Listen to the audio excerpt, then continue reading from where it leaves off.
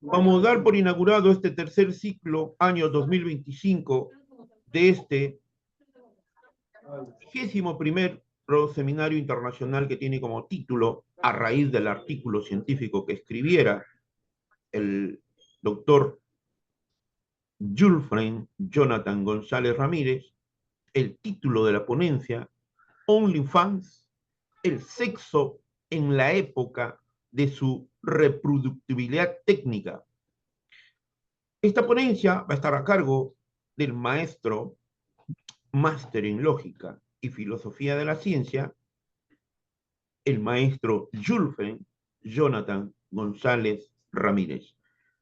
Para el directorio del Instituto Peruano de Inteligencia Artificial y Ciudadanía Digital, colaboradores en el Perú y en el extranjero, siempre es un altísimo honor y es un privilegio, tanto académico e intelectual, contar con la participación del maestro, quien nos acompaña desde España. Puede hacer uso de la palabra, maestro. Bueno, doctor Malpartida, muchísimas gracias nuevamente por la oportunidad de estar aquí con vosotros, eh, hablando un poco de filosofía, hablando un poco de este tipo o de estos pequeños artículos que digamos han tenido en bien publicarme. Eh, Hago la aclaratoria. De todas formas, quienes ya nos han venido siguiendo lo sabrán. Quiero hacer dos. La primera, pues bueno, que yo no soy doctor, soy doctorando, ¿no? Pero bueno, insisto, quienes han venido siguiéndonos ya lo sabrán. Y segundo, que en un video anterior que grabamos, por hablar rápido y sin darle mucho sentido a la frase, ¿no?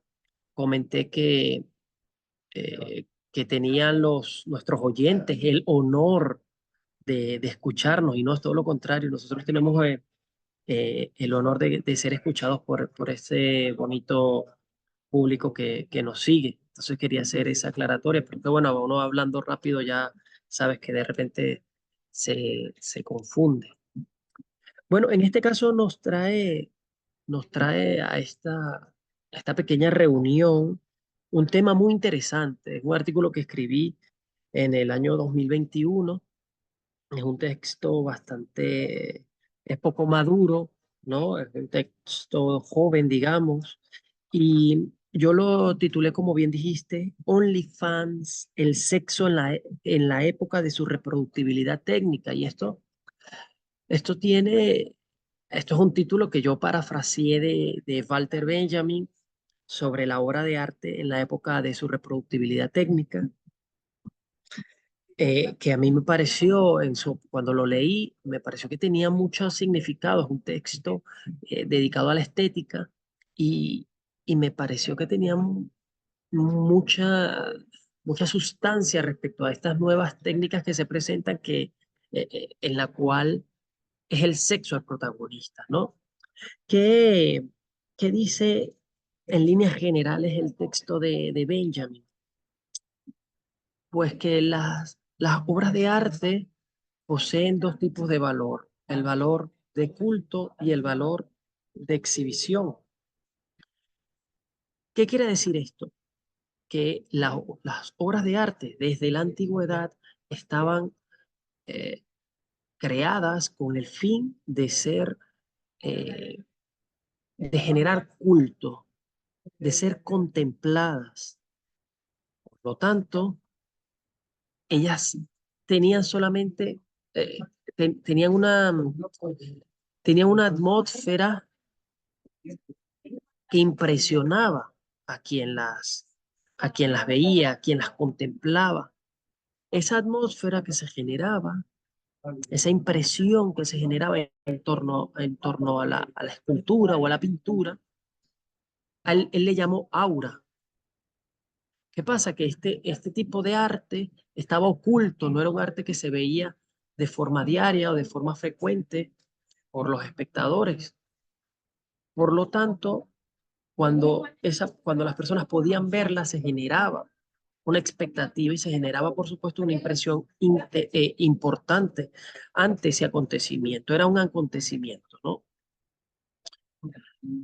Luego se da cuenta Benjamin que, que el aura de las obras de arte, esa sensación única cuando usted contempla una obra de arte, se rompe ante los medios de reproductibilidad técnica.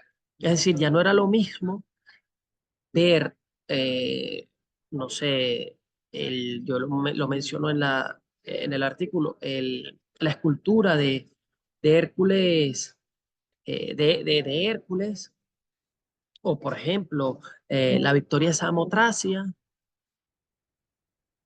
en vivo, o sea, no era lo mismo la percepción que se tenía al verlo vivo cuando ya usted había visto en revistas, en periódicos, en vídeos, en fotografías, etcétera, repetidas veces, pues ese tipo de escultura, o la Gioconda, etcétera. Entonces ya no generaba eh, en las camisetas, imagínate, ahora hay camisetas de la Gioconda, camisetas de no sé qué, entonces, por supuesto, ya no es la misma sensación, entonces pierde el aura, ha perdido el aura, ese tipo eh, de, de arte. Lo mismo pasa con el sexo. Nosotros tenemos una concepción del sexo marcada y atravesada por nuestra propia eh, cultura y creencia eh, judeocristiana, cristiana, perdón. ¿Qué pasa? Que nuestra concepción del cuerpo, venida justamente desde esa creencia, nos hace pensar, nos hace creer y nos hace adorar el cuerpo y verlo como el templo del alma. Por lo tanto, desde siempre se supo que el cuerpo tenía que ser resguardado, tenía que ser cuidado, porque era justamente el templo del alma, ¿no? Entonces, ver el cuerpo desnudo, tocar el cuerpo, era, digamos, sacrílego. Por lo tanto, siempre el desnudo generaba un tipo de interés importante, un tipo de interés que ya ahora pues se ha perdido, ¿no? Porque nosotros podemos tener acceso al cuerpo desnudo desde internet, desde fotografías, desde revistas, desde camisetas, desde toda la cantidad y todo el abanico, pues, de medios tecnológicos que nos los permiten. Pero antes el sexo estaba restringido al arte y, por supuesto, también el sexo y la desnudez estaba restringido a la habitación del matrimonio y heterosexual, ¿no? Es decir, el sexo no tenía cabida en la cocina, el sexo no tenía cabida en el baño, el sexo no tenía cabida entre parejas no heterosexuales, el sexo no tenía cabida para algo que no fuese más allá de de la reproducción, ¿no? Y todas estas son concepciones que nos daban, que teníamos eh, desde nuestra herencia judeocristiana, ¿no? Porque ya sabemos que los griegos tenían una concepción distinta. Pero sí es cierto que desde las épocas antiguas el sexo se reproducía de una manera única, única en jarrones, en ánforas, en tazas, en esculturas, etcétera. Entonces, las personas, los espectadores, cuando veían ese tipo de arte, les generaba no un morbo, sino les generaba una sensación única, la aparición de algo único que no se podía ver frecuentemente. Y eso es lo que Benjamin llama el aura, ¿no? Entonces el cuerpo estuvo reprimido por mucho tiempo, por muchos años, por toda nuestra historia, por ser una obra divina.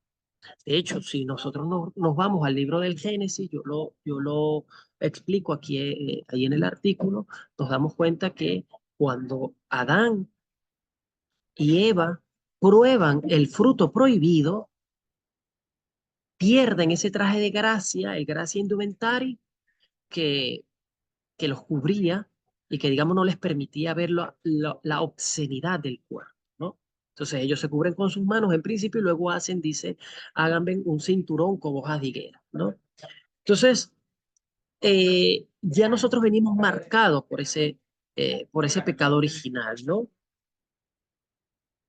por lo que de forma originaria el sexo y la desnudez están marcados desde lo pecaminoso, desde los sacrílegos, pero también desde la cultura griega están marcados por la religiosidad y por la fecundidad, porque el griego antiguo pues hacía festivales para honrar la fecundidad, para santificar la fecundidad a través del desnudo, a través de la presentación eh, incluso a través de la prostitución como tal, ¿no? O sea, una prostitución no en el sentido actual, sino una prostitución más bien, un tipo de mujer que se entregaba al sexo, pero un motivo eh, sacro en pro de la fecundidad, ¿no? Ya dije antes que el sexo estaba reducido al lecho matrimonial y heterosexual desde el punto de vista cristiano. Eh, Hoy día tenemos la oportunidad, digamos, de desocultar los medios técnicos de reproductibilidad técnica, han desocultado en sentido heideggeriano al sexo como tal, ¿no?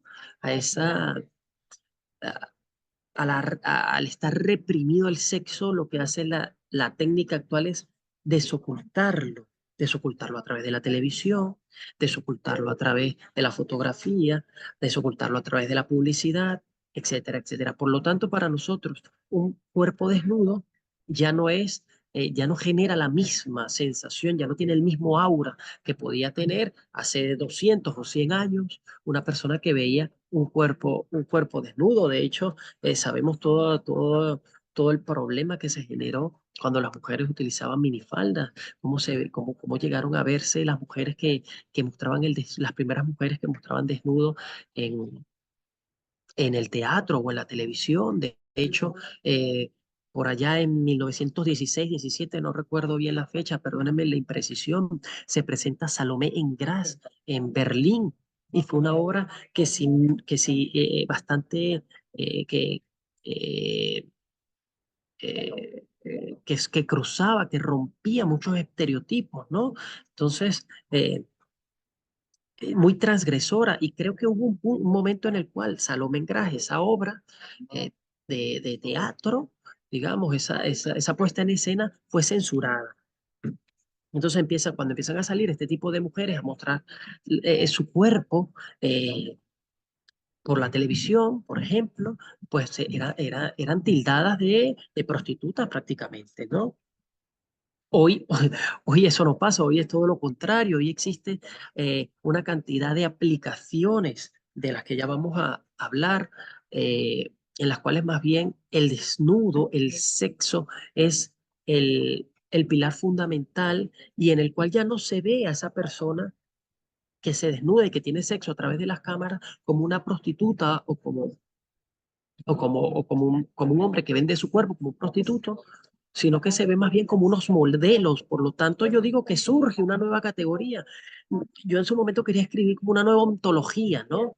De lo que sería la persona que se muestra ante cámaras desnuda o teniendo o practicando sexo, que es la de el eh, modelo webcam, ¿no?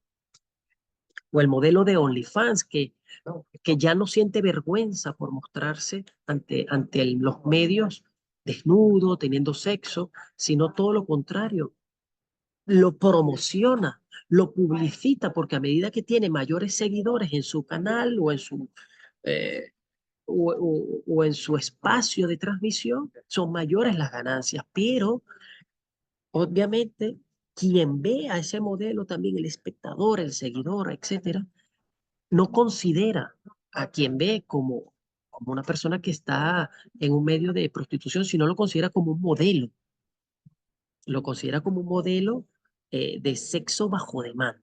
Es una categoría, una ontología distinta, ¿no? Pero yo estoy hablando ahora mismo de este tema del aura. ¿Qué es el aura? Para decirlo literalmente como lo veía Benjamin, es el aparecimiento único de una lejanía, esa sensación que incluso religiosa, porque te religa con lo más profundo de tu espiritualidad cuando ves una obra de arte, cuando ves las meninas, Ya digo, cuando ves la escultura de la Victoria Samotracia, cuando ves a la Gioconda, etcétera. Y eso se pierde cuando tú te familiarizas diariamente con este tipo de arte, digamos, de imágenes. Eh, cuando, cuando tú coges el móvil y en el fondo de pantalla tienes, eh, insisto con el mismo eh, ejemplo, a la Gioconda, cuando la portada de los cuadernos tienes a la Gioconda, cuando en la publicidad ves a la Gioconda, etcétera, ya pierde, digamos, esa sensación de diferenciación, esa sensación, esa esencia, ¿no? Que, digamos, te generaba el verla personalmente o de estar ahí en presencia de esa obra de arte. O las meninas, ahora que está eh, muy en boga. Hace un par de años veíamos en toda Madrid cómo estaban ubicadas distintos tipos de figuras relativas a las meninas de Velázquez, que el doctor Castro Flores en su canal de YouTube hizo una crítica importante acerca de esto, ¿no? Entonces, eh, Walter Benjamin, voy a hacer un paréntesis aquí rápidamente para que nuestros oyentes sepan de quién estamos hablando. Fue un importante filósofo alemán que se asocia con la Escuela de Frankfurt. Él nace en 1892 y muere en 1940 de una forma bastante trágica porque él estaba huyendo del nazismo y muere huyendo. Hay un caso, una especie, digamos, algo específico en esta muerte de Walter Benjamin que es bastante trágico, que es que cuando él va a cruzar de Francia a España, cierran la frontera. Ese día es el único día que cierra la frontera y él siente que todo ha terminado, que va a ser atrapado y que ya no tiene ninguna salida. Al ver que cierran la frontera, por lo tanto, él se suicida. Además, se suicida de una manera bastante tormentosa, bastante difícil, bastante fuerte, bastante traumática. Y resulta que luego de morir, el día siguiente, abren la frontera, ¿no? Entonces, eso fue en Portbou y en la frontera franco-española. Por lo tanto, eh, también la muerte de Benjamin tiene un aura especial, ¿no? Ahora, si pasamos desde esa mitificación que tenía el sexo en la antigüedad y que, digamos, pudo haber tenido hasta principios del siglo XIX o quizás mediados del siglo XIX, del siglo XX, perdón, hoy las redes sociales, las aplicaciones, lo que hacen aplicaciones como Tinder, como Badoo, como Grindr, eh, como OnlyFans, como Just for Fun, Can 4, etcétera, lo que hacen es desmitificar el cuerpo y por ende el sexo, ¿no? Maestro, Sí, hacía usted alusión y referencia al maestro Walter Benjamin y lo que pasó, ¿no? Posteriormente, correcto.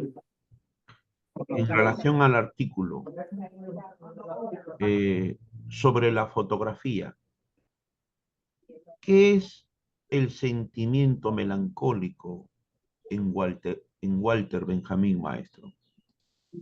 Sí, eh, voy a repetir la pregunta porque estoy grabando por este lado también. Y el doctor Malpartida me pregunta acerca de eh, el sentido de la melancolía en la fotografía en Walter Benjamin. Yo voy a hacer dos acotaciones. Ustedes ven que se escriben que se escribe el nombre del filósofo con doble B. Lo que pasa es que, bueno, estamos en estos círculos estamos acostumbrados a decirlo en alemán. La W en alemán se pronuncia como una V o una V de vaca, V de la dental. Eh, y por eso digo Walter Benjamin, ¿no? Pero en este caso, Walter Benjamin, eh, des- aunque criticaba la reproductibilidad técnica, porque hacía que se perdiera el aura del arte, veía en el único medio que podía salvar, lo único que podía salvar de estos medios de reproductibilidad era la fotografía. ¿Por qué? Porque veía en la fotografía que podía despertar en, en quien la veía, en quien la tenía, un sentimiento melancólico. Un sentimiento que no despertaba, por ejemplo, la televisión, porque usted cogía la foto de algún pariente cercano que había fallecido, del cual usted sentía algún tipo, eh, eh, lo extrañaba, pues usted podía vincularse a él de una forma melancólica, podía traerle recuerdos. Por lo tanto, es el único medio de reproductibilidad técnica que Walter Benjamin, digamos, puede considerar positivo para, ya no para la obra de arte, sino para la persona como tal, ¿sí? Era porque despertaba ese sentimiento que ante la imagen que estaba viendo sobre un ser querido, sobre una persona que extrañaba, etcétera. La diferencia es que no lo hacía, eso no lo hacía, por ejemplo, la televisión.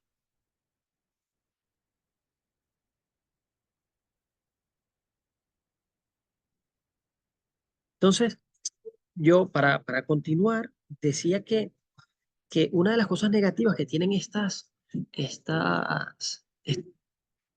aplicaciones de sexo bajo demanda, OnlyFans, etcétera, es que se banaliza mucho el cuerpo, ¿no? Entonces hay una contradicción aquí. La primera es que se banaliza mucho el cuerpo. ¿Por qué? Porque se le da un carácter eh, sobredimensionado al cuerpo, a la belleza, a la estética, pero por otro lado también eh, estas aplicaciones democratizan, por decirlo de alguna manera, al cuerpo. Es decir, que cualquier persona que tenga la oportunidad de utilizar una cámara web o de utilizar una cámara ahora desde su móvil, puede grabarse mostrando su cuerpo, teniendo sexo, etcétera, y poder transmitirlo. Es decir, ya yo no necesito de un estudio de grabación, sino que con los instrumentos de bajo costo ya yo puedo crear mi propio estudio de grabación. Por lo tanto, se democratiza, digamos, la desnudez y se democratiza el acceso a, al negocio del sexo, ¿no? La belleza del cuerpo venía dada justamente por la imposibilidad de de mostrar esa desnudez propia del ser humano. Por lo tanto, es que cuando empieza estos negocios, gracias a la técnica de mostrar en pleno el cuerpo humano, ya no desde el punto de vista científico, ya no desde el punto de vista del arte como tal, del arte tradicional, sino como un arte tecnificado desde las revistas Playboy, desde las películas como Deep Throat, Garganta Profunda, etcétera, pues empieza eh, a desocultarse el, el cuerpo femenino, incluso el cuerpo masculino y además pues el sexo, ¿no? Entonces se pasa, cuando empiezan este tipo, cuando ya se empieza a comercializar con la imagen corporal, con el desnudo y con el sexo, se pasa de la imagen, del valor de culto que se tenía con la antigua usanza y al antiguo arte que podía mostrar la desnudez a través de ánforas, de jarrones, de esculturas, de pinturas, etcétera, se pasa a un valor de exhibición, que es lo que genera dinero y es lo que buscan, por supuesto, a los que se suman grandes empresas y por lo cual se forma y se crea una importante industria pornográfica, ¿no? Que además, si usted tiene mayores detalles, puede ir a Testo Yonki, Testo con S, Testo Yonki, de Paul Beatriz Preciado, donde hace ella un análisis interesantísimo acerca de la industria eh, pornográfica y además hace un estudio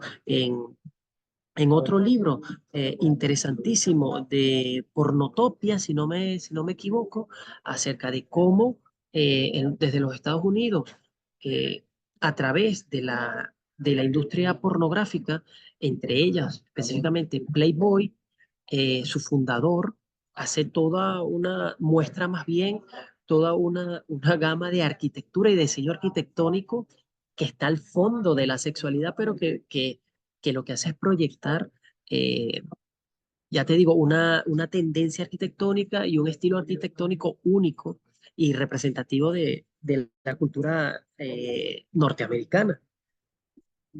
Ese valor de exhibición hace, por supuesto, que se pierda el aura. Es el justamente el punto de quiebre, ¿no? Porque de lo sagrado se pasa a lo común. Lo que quiero dejar claro aquí es que pese a que pese a que sucede esta transición que se pasa de lo sagrado a lo común, de lo pecaminoso a, digamos, a lo aceptado, dejan de ser aquellas personas que se presentan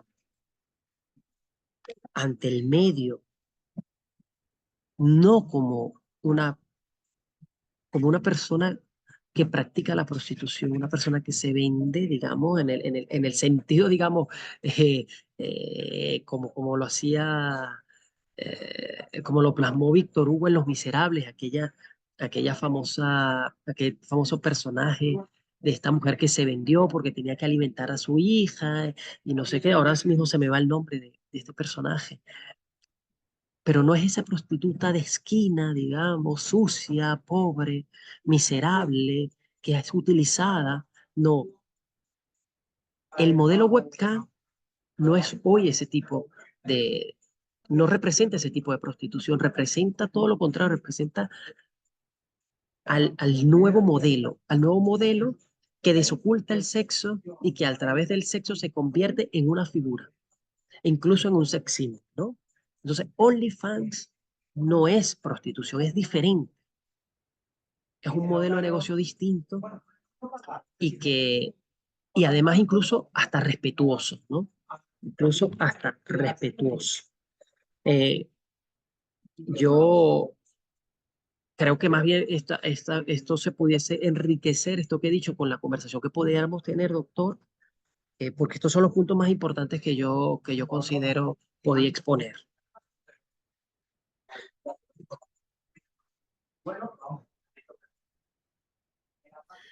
Definitivamente, maestro, en la lectura del artículo científico, lo que no debemos olvidarnos, yo haciendo una cita a Jesús Mosterín, Ujú, dentro de nuestro código, dentro de lo que podemos nosotros preservar, guardar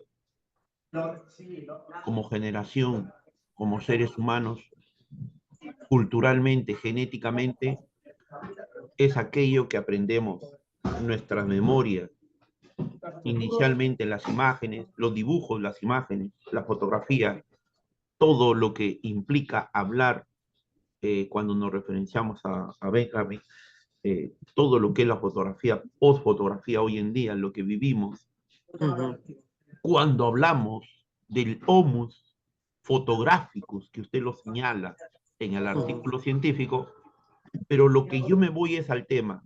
Nosotros, cuando el hombre pintaba en las cavernas, cuando hacía uso del dibujo, de la pintura, era por una cuestión de aprendizaje, por una cuestión cultural, por una cuestión de reservar momentos, que usted lo toca, ¿no? Momentos, ujú, instantes, pero en el sentido más valorativo, en el sentido mejormente cultural expresado.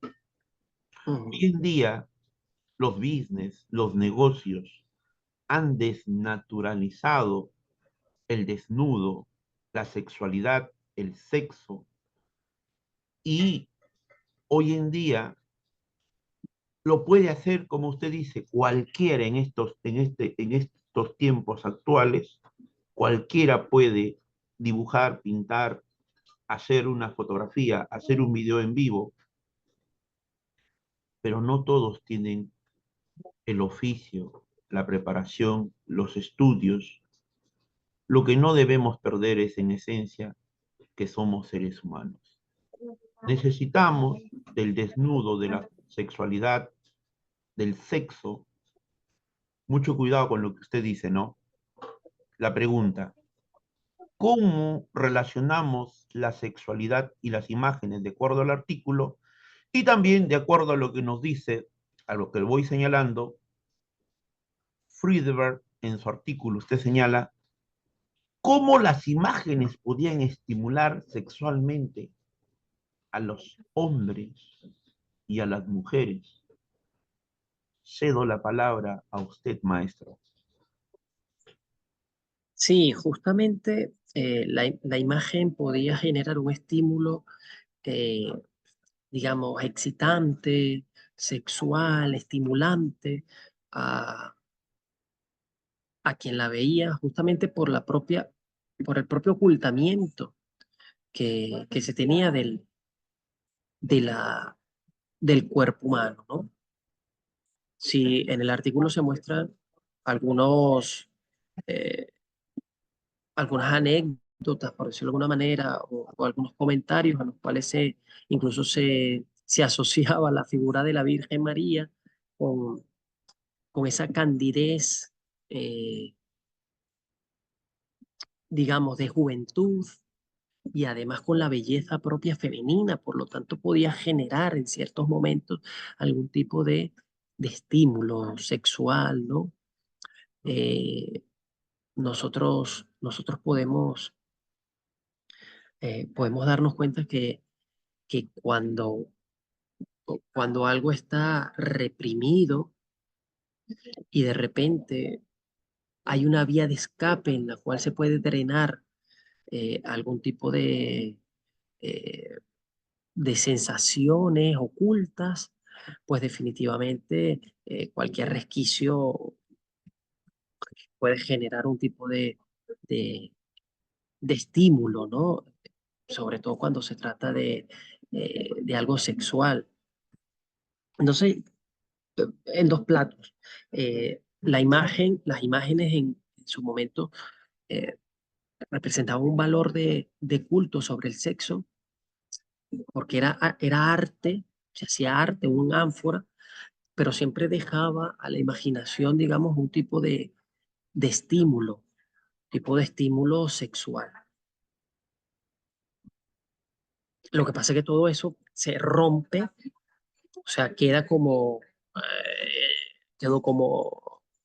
algo mínimo en comparación a todas las técnicas que vienen posteriormente, porque ahora mismo una persona que tiene la oportunidad de suscribirse a una página, a un canal como de OnlyFans y algún modelo, eh, pues el estímulo es muy distinto al de el hombre de hace, o la mujer de hace, no sé, 50 años que tenía acceso a una revista de Playboy o de Penthouse,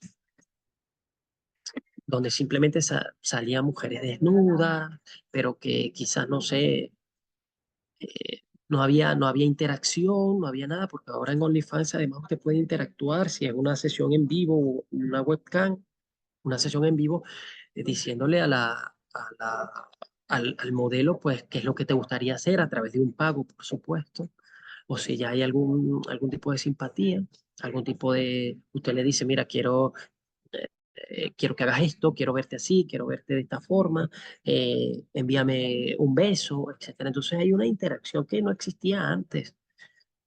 Entonces el paradigma ha cambiado totalmente, pero sin duda alguna que las imágenes en principio generaban un tipo de sensación eh, más que religiosa en las personas. Por eso es que tú acabas de nombrar al homus photographicus, eh, que es una forma de definir al hombre, porque el hombre desde el principio de los tiempos, a través de las imágenes, eh, se expresaba y quería dejar constancia pues, de sus pensamientos, quería dejar constancia de sus actividades, de sus acciones, de su historia, digamos, a través de las imágenes. Pero muchas de esas imágenes también estaban creadas no para la vista de los demás hombres. Muchas de esas imágenes estaban hechas era para consagrar a los dioses, no para que los hombres la vieran.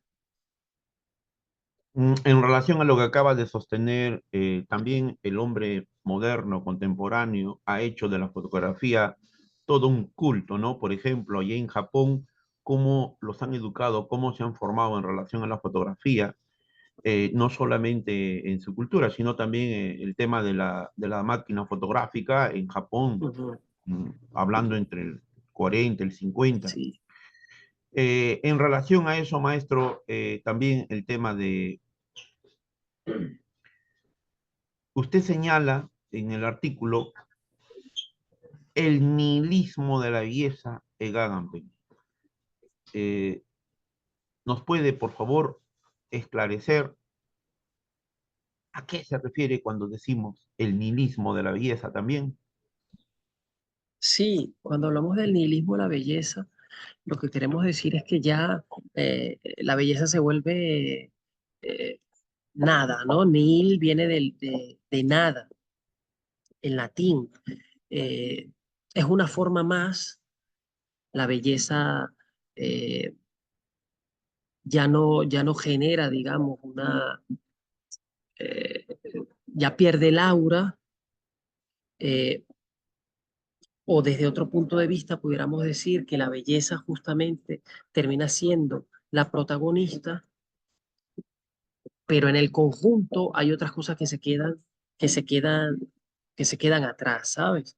Eh, con esto quiero decir que Agamben lo que critica es el hecho de que todo se quede, todo se perfile hacia lo estético, hacia la belleza, y desde el punto de vista de este artículo, desde el morbo, ¿no? Ya no como una obra de arte como tal, sino desde el punto de vista de la estímulo sexual que te pueda generar. Ese es eh, el sentido que se le da desde el artículo. Pero el nihil, insisto, viene del latín nada, y lo que hace es que se desvanezca el resto y que solamente quede la parte estética, ¿no? Que es la parte que al final va a generar no un valor de culto, sino un valor de exhibición. Entonces se mercantiliza. Maestro, ¿cuál es el punto de quiebre, digamos, cuál es ese tiempo exactamente cuando podamos definir que el hombre perdió el aura tanto de lo desnudo y de la sexualidad? ¿Cuándo usted establece, cuál es el tiempo, la época que usted pone como un punto de quiebre? Sí, yo creo que el punto de quiebre para, digamos, decir que el sexo y la desnudez han perdido su, su aura fue a partir de la creación de revistas pornográficas, como por ejemplo la aparición de Playboy, la aparición de la película, la primera película, digamos, porno, eh, que recaudó además millones de dólares a posteriori, que al principio eh, habían películas clandestinas, que fue Garganta Profunda, y un artículo en particular en el cual eh, yo trato, yo trato este tema. Se llama De Deep Throat a Chaturbate, ¿no? Ese artículo, en donde explico cómo la industria pornográfica fue evolucionando, ¿no? Entonces, eh, cuando ya una persona podía tener acceso libre al desnudo a través de este tipo de revistas como Playboy, Penthouse, etcétera, o de repente que tú podías ir a, no sé, a un taller mecánico, siempre yo creo que es el paradigma de esto, ¿no? Y veías un calendario de Marilyn Monroe desnuda. Yo creo que a partir de ese momento, pues este tipo de libertades también políticas se empieza a perder el aura del desnudo. Sin embargo, no ha sido tan intenso como desde la aparición de Internet. Eh, y no desde el inicio del Internet, porque pese a que cuando el Internet surge como un gran medio, todavía la gente tenía, digamos, cierto pudor por mostrarse, ¿no? Ante una multitud de gente que se conectaba a Internet. Eh, Sin embargo, a posteriori, con la creación de este tipo de, de medios como Chaturbey, Tan 4, no, Jot for Fun es posterior, pero estas primeras, por ejemplo, de este estilo de sexo bajo demanda, yo creo que ya se pierde totalmente el aura del desnudez y por supuesto el OnlyFans, pues ha hecho ya el trabajo completo y aunado a eso, pues algunos estilos musicales como el reggaetón también, ¿no? Donde es un tipo de pornografía no visual, pero sí auditiva. Entonces la pérdida del aura está justamente mezclada en ese, tiene un punto de inicio, pero también tiene, digamos, un clímax, que es la aparición de canales de sexo bajo demanda por Internet y además de ello, pues ya el quiebre total o el culmine, el punto culmine, que es el ápice, que es el OnlyFans, aunado a eso, pues toda esta cultura de pornografía auditiva como el reggaetón, que han hecho que el sexo sea algo, bueno, a través de aplicaciones como Instagram, Snapchat, eh, donde definitivamente es muy fácil eh, mostrar el cuerpo, vender, digamos, a nivel de marketing, no a nivel de la venta del cuerpo como tal, pero sí a nivel de marketing, vender la imagen, utilizar la imagen del cuerpo, desnudo o semidesnudo, depende de la plataforma, por ejemplo en Twitter, para vender productos, para vender, digamos, servicios profesionales, etcétera. Entonces ya hoy definitivamente el cuerpo desnudo no genera ningún tipo de sensación religiosa. El cuerpo hoy, eh, digamos, no genera incluso el enamoramiento que podía, desde el punto de vista romántico, que podía generar el cuerpo hasta principios del siglo XX, ¿no? Entonces es interesante cómo la tecnología desde este punto de vista sí que ha democratizado la libertad sexual, pero ha hecho que el propio cuerpo, que la propia desnudez y el sexo, en fin, pierda ese carácter eh, estimulante, ese carácter sacro desde el punto de vista romántico, es decir, de enamoramiento, ese carácter de unicidad, ¿no? Porque al final tú puedes ver un cuerpo hermoso, y ya lo decía yo en el artículo, a través de cualquiera de estas plataformas, y incluso te puedes sentir sumamente estimulado, pero te sientes estimulado hasta el orgasmo, y ya que llega el orgasmo, pues decides pasar a otro modelo, ¿no? Decides pasar a otra plataforma. Y sabes que si no lo haces en ese momento, pues mañana lo tendrás a disposición otra vez o dentro de una hora, etcétera.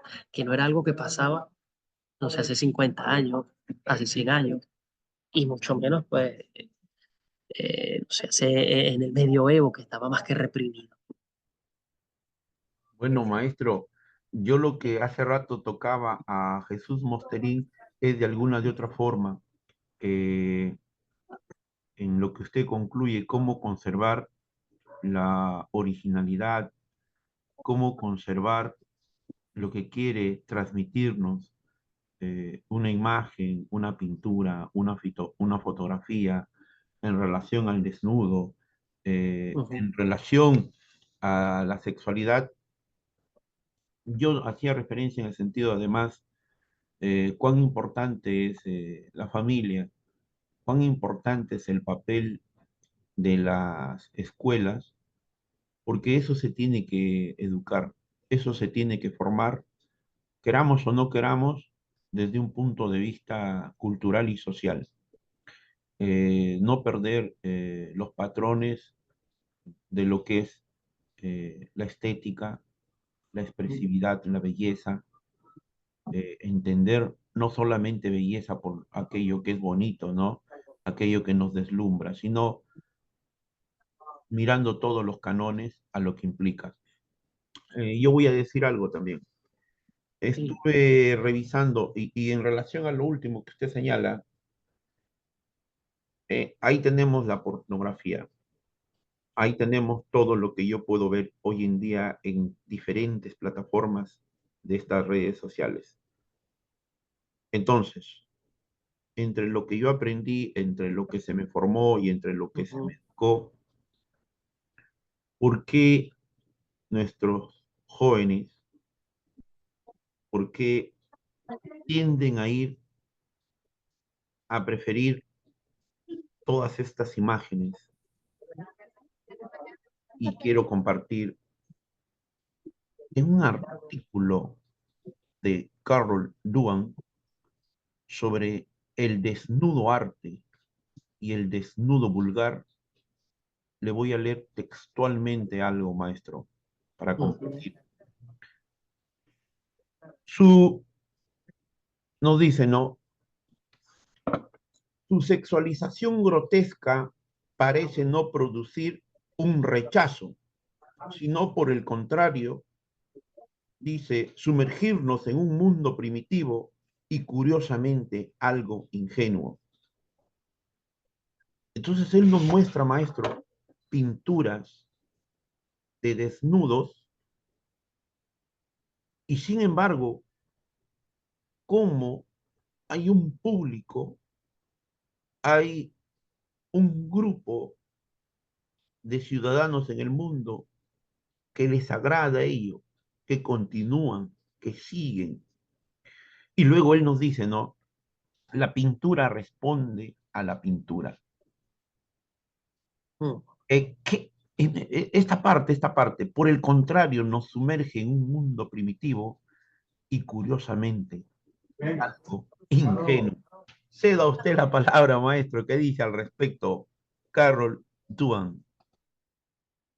Sí, la pintura y el arte en particular, la escultura, estas muestras de arte más tradicionales, ciertamente que tienen un carácter religioso, pero religioso desde lo etimológico, ¿no? Recordemos que la palabra religión viene de religare, es lo que usó, la usó desde este punto de vista, es decir, nos religa con algo.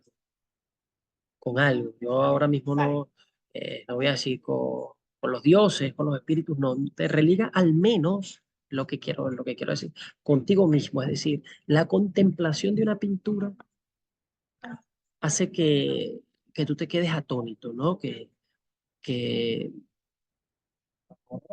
a través de esa contemplación te encuentres también a ti mismo, encuentres una explicación ante, ante la impresión que te genera esa pintura.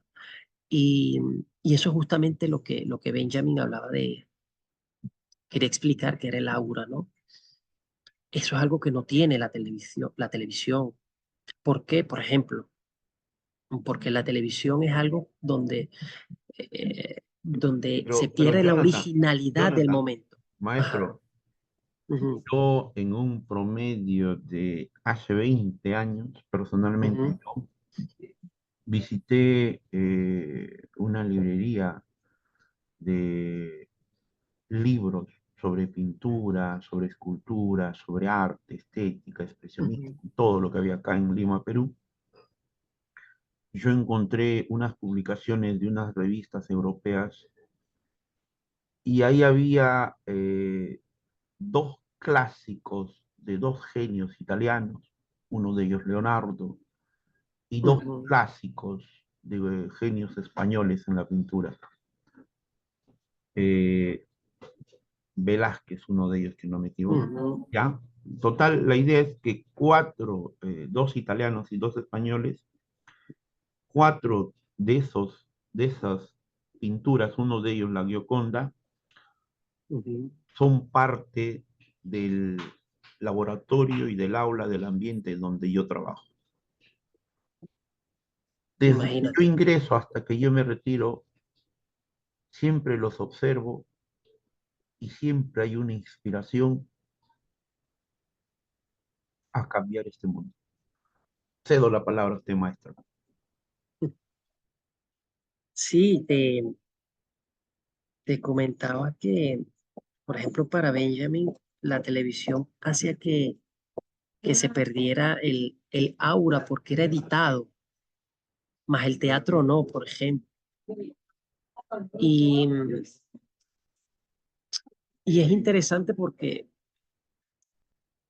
cuando, por ejemplo, tú, ahora que me dices que te, que te relacionaste en ese momento con estos dos pintores españoles, que era Velázquez y el otro no recuerdo cuál fue que me dijiste, eh, pues aunque haya sido, no sé si era una enciclopedia, me dijiste que habías, a la que habías accedido, Era algo como unas una enciclopedia. publicaciones de unas colecciones de revistas de arte de Europa, Ujú, que era así una revista histórica por números, la entrega de todos los ujú. grandes pintores de todos los tiempos. Y bueno, no se podía dejar de lado en la escuela italiana a Leonardo da Vinci en el Ah, Leonardo. Renacimiento, y el otro, Ujú, uno de ellos, de los cuatro que yo elegí, que era Velázquez, ¿no?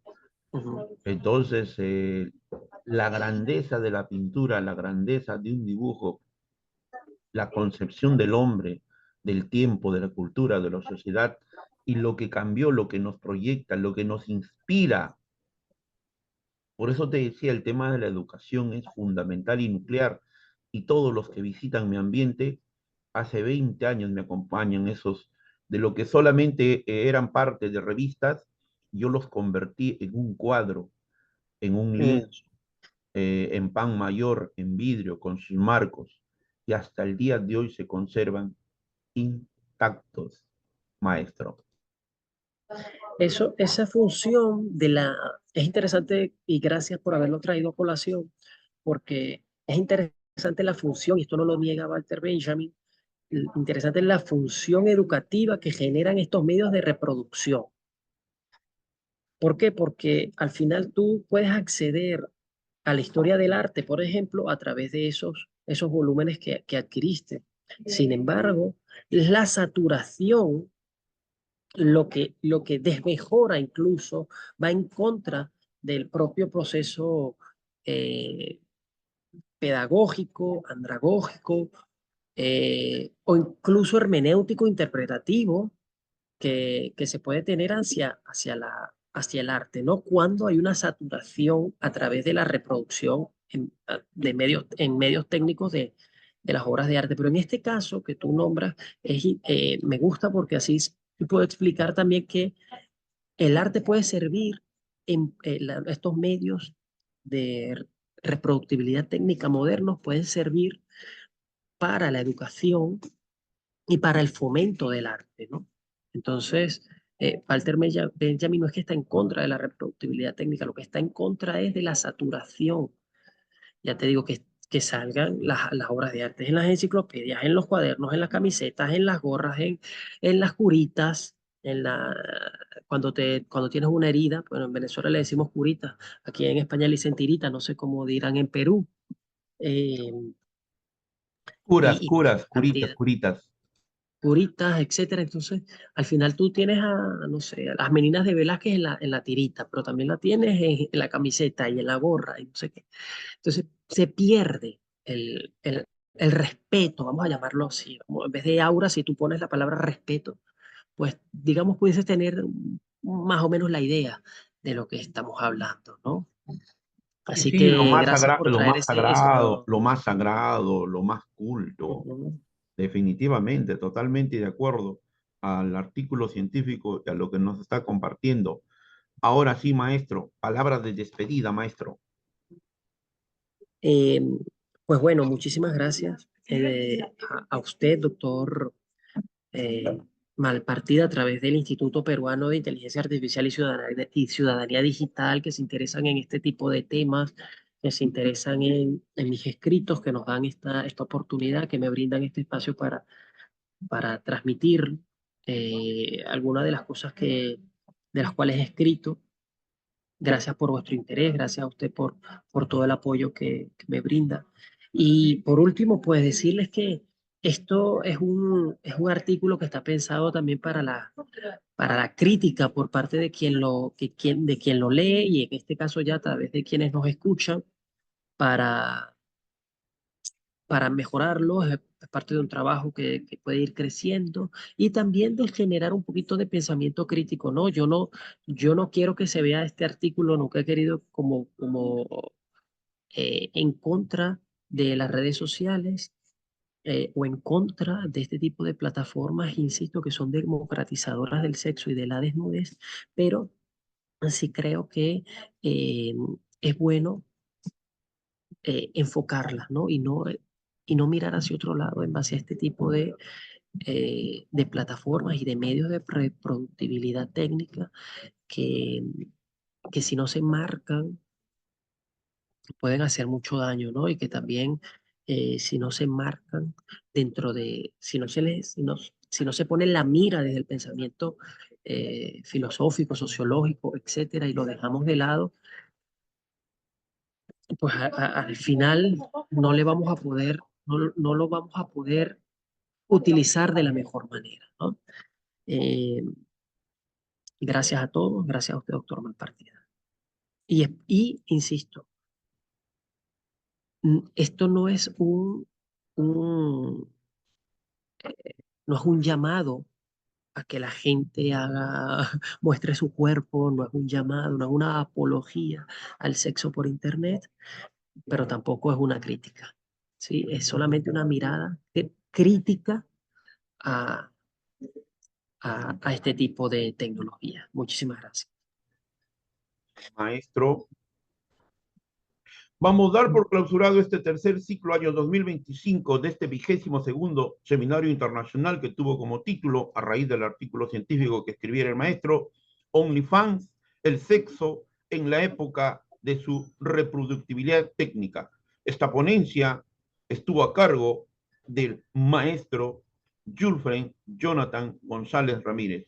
Para el directorio del Instituto Peruano de Inteligencia Artificial y Ciudadanía Digital, colaboradores en el Perú y colaboradores en el extranjero, siempre es un altísimo honor contar con su participación.